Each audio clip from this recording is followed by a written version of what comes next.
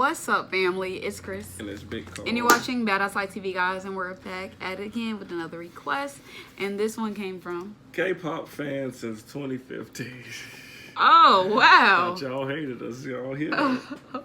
Please react to Geography Now. And you see South they act Korea. nicely, right? Uh-huh. Please react. So there you go. So here's a video, guys. I guess all the K-pop, BTS, Army, whatever y'all Well, is. some of them aren't ignorant. So anyways, y'all, we watched a couple of these videos. We saw Germany, New Zealand, Australia, China, India, Turkey. Now, guys, we're gonna get into the video. But before we do, don't forget to like, comment, subscribe, and share. Comment down below what you guys like next. Hit that notification bell, get a notification when we upload, and subscribe to join the family. Now let's get into the video.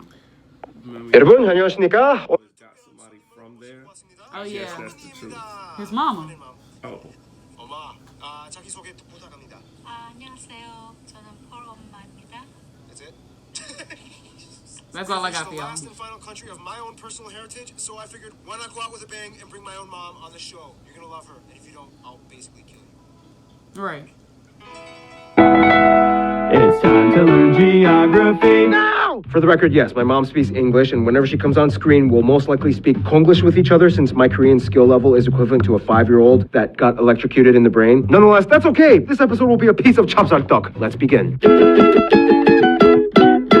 Now, if you haven't already seen the North Korea episode, I suggest you do because it covers some of the context you'll need for this episode. Anywho, first of all, South Korea makes up the bottom half of the Korean peninsula in East Asia, located between the Yellow Sea, the Gyeonggi Bay, the Jeju Strait, and the Korea Strait off Japan's Tsushima Island. And this thing, which, be careful what you call it, the Chinese and Koreans call it the East Sea, whereas the Japanese and others might call it the Sea of Japan. The country is divided into 8 provinces, 6 metropolitan cities that act as their own entities, a special self-governing province, Jeju-do Island, and the capital Seoul, that has the title of Special City, acting as its own entity as well. Then you have this weird thing, Sejong, a special autonomous city. Back in 2007, the government was like, crap, we have too many people here in Seoul. Yeah, half the country lives here. We need to move some people out. That's actually a good idea, but how do we make them move? Why don't we move the government buildings and make a second capital? We could also incentivize people to move in. Kind of work with Brazil. Great!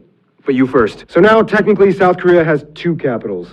Back in my day, there were only 8 provinces, with Jeju-do and Seoul was the capital. 한국 왜 이렇게 복잡하게 하는 거지? South Korea owns and administers over 3,500 islands off its coast, the largest one being Jeju-do, which is kind of like the Hawaii of Korea. You know what's really strange? If South Korea was an island, it would look eerily similar to the shape of Ireland. Anyway, as we mentioned in the North Korea episode, South Korea has a border with their brothers up north at the DMZ, or Demilitarized Zone, patrolled by over 2 million people at any given moment. In addition, there are 4 known tunnels that have been built underneath the border, including what South Korea calls the Third Tunnel of Aggression. Basically, in 1978, it went down like this. Oh, what the? Why is there a tunnel under my... Oh, no. Hey, UN, North Korea built this as an act of aggression. No, it's a coal mine. There's no coal here. It's all granite and igneous rock. And what about those other 3 tunnels we discovered? Clearly, we were looking for coal in other places because it wasn't here. Today, it's a tourist spot heavily guarded by South Korean troops. There are suspected to be possibly around 20 more tunnels, but info on that is classified. Otherwise, South Korea has 11 UNESCO World Heritage Sites, the Baekje Mounds, these Dolmen Sites, Changdeokgung Palace, Gyeongju Historic Village, Haeinsa Temple, Andonghwahae Maul, Hwasong Fortress, the Jongmyo Shrine, Namansansong Fortress City, the royal tombs of the Joseon Dynasty, and Bulguksa Temple. Otherwise, some other notable spots of interest might include places like Everland, Korea's largest theme park, and Lotte World, the world's largest indoor theme park, Gyeongbokgung Palace, Seoul Tower, the War Memorial, Lotte Tower, the tallest building in the peninsula and 5th in the world, the National Museum, Dongdaemun Market, Busan's Fish Market, Daegu's Arboretum, the thermal springs of Wonju. Mom, what's your favorite place to visit in Korea? Maybe you can go to the Gangwon-do. Interesting place, so you can see that. And the list goes on and on. Just like Japan, there are too many quirky, interesting, colorful sites to list. Alas, we must move on. If you go to South Korea, you'll notice that the countryside is actually very picturesque if you can get all the tacky apartment buildings out of the way from your view. First of all, cradled away in the docile Amurian plate, Japan and China take up most of the heavy earthquakes, tsunamis, and typhoons, so they don't really experience anything too crazy in terms of natural catastrophe. Around 80% of the country is mountainous. They share the same Taebaek mountain chain with North Korea. The longest river is the Nakdong that flows all the way from the mountain chain into the East Sea along Busan. They don't really have a lot of big lakes, the largest one being Chungju, artificially created by a dam. Since North Korea took Mount Mount Paektu, South Korea's highest point, switched to Mount Hallasan, a shield volcano located on Jeju Island. It last erupted over 1,000 years ago. This makes Jeju Island a unique place from the rest of Korea, with famous lava tube caves, Sunrise Peak, and the Dragon Head Coast. In Boryong, you have the famous mud flats that holds a festival every year that draws in over 2 million visitors. Bosong is famous for their tea fields. The problem is that summers are so incredibly humid and filled with mosquitoes. Mom, do you remember when I was a kid, they made me camp in the Yeongdong pine fields, and it was like, oh, it was so terrible. They made me brush my teeth and like bathe in the river, and the bathrooms were just holes in the ground. Yes, I remember. I've never been there, but I heard all kind of terrible story about that. Oh, and every year between winter and spring, they experience Hwangsa, the yellow dust season, in which dust particles from the Gobi Desert are swept up by fast winds and cover all of East China and the Koreas, sometimes even as far as Japan and parts of Russia. This is the reason why you see so many Asians wearing those surgical masks like every year. Now, in the North Korea episode, I discussed a list of notable Korean dishes. I'm not going to do it again, but as you know, kimchi is the national dish. 그런데 우리 어머니가 김치 만드는 법을 가르쳐 주겠습니다. 첫째, 소금물에 배추를 절이고, 둘째, 절여주는 동안에 양념을 만드는데 고춧가루, 마늘, 생강 갈은 것, 그리고 설탕, 젓갈이 필요합니다. 모든 것을 잘 믹스하여 놓은 동안에 절여진 배추를 꺼내서 깨끗하게 씻고 먹기 좋은 사이즈로 잘라서 준비해 놓은 양념으로 버무려서 싱싱한 것을 먹고 싶으면 그냥 먹고 아니면은 2-3일 동안 두었다가 약간 익었을 때 먹으면 맛있습니다. Now keep in mind there are hundreds of different types of kimchi out there, but cabbage is the most popular one. 근데 깍두기 나야 제일 좋아하는 김치예요. Mom, what's your favorite kimchi? 나는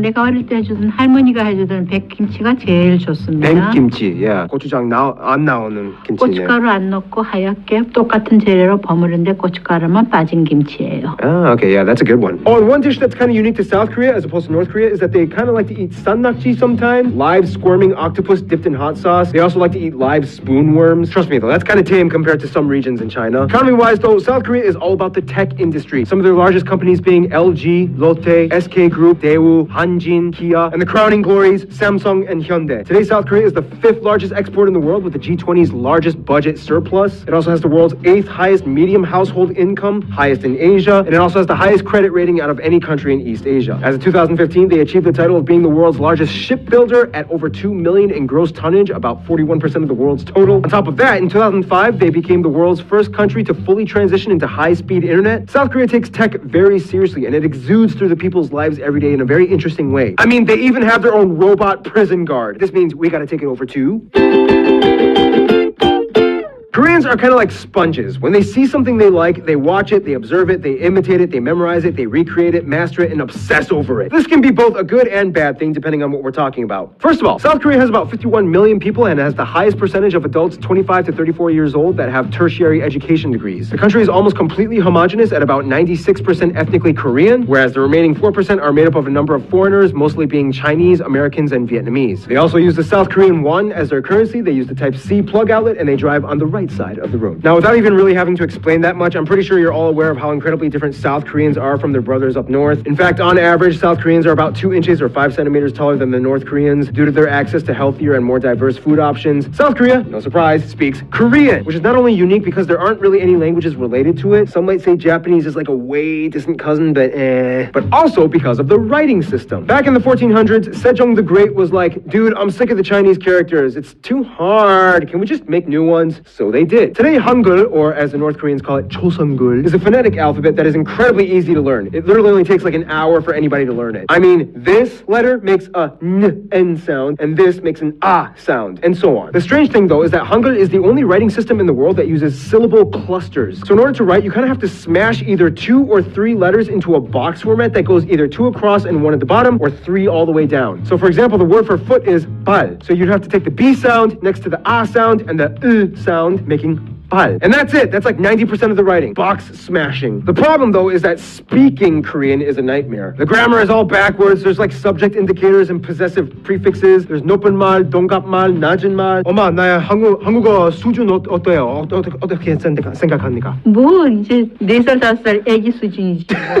Now, I already explained the early history of the Korean Peninsula in the North Korea episode, so check it out if you want a summary. Basically, after the Korean War, the two Koreas diverged very drastically. Essentially, unlike Unlike their brothers up north, South Korea became a democratic presidential republic, adopting a capitalistic model for their economy, with free market enterprise encouraging a competitive private sector. This did wonders for them. Today, they are classified as one of the 4 Asian tigers, along with Hong Kong, Singapore, and Taiwan, meaning that they have grown at an economic rate over 10% annually over the past 30 years. Remember the Germany episode we talked about the Wirtschaftswunder? Yeah, they basically did the same thing. After war times, they started working really hard. Just Google Miracle on the Han River. After the war, most of the Americans left, but they still kept some army bases with soldiers in places like Gyeonggi-do, where my dad was born, and Daegu, where my mom was born. Anyway, South Korea is a place where the future is embraced, but the past is never let go of. Traditional dances like the colorful Choyeongmu and Talchum mask dances. If you're lucky to witness it, the long ribbon-spinning Pungmul dance can be seen in certain areas. Jultagi tightrope performers and Namsadang acrobatics, where people launch high from seesaws. Also, the amazing traditional raspy-voiced pansori singing has never gone out of style. Usually, it's accompanied by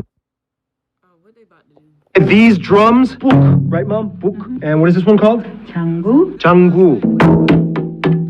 Like that. Taekwondo and Hapkido are the two. All right, yeah, Taekwondo. Okay, guys, this is the end of the video. If you would like to see the original video by yourself, the link will be down in the description below. And so is our social media. Add us, follow us. You guys should already know the deal. But since this is the end of the video, don't forget to like, comment, subscribe, and share. Comment down below what you guys like next. Hit that notification bell to get notifications when we upload. And subscribe to join the family. See you guys in the next video.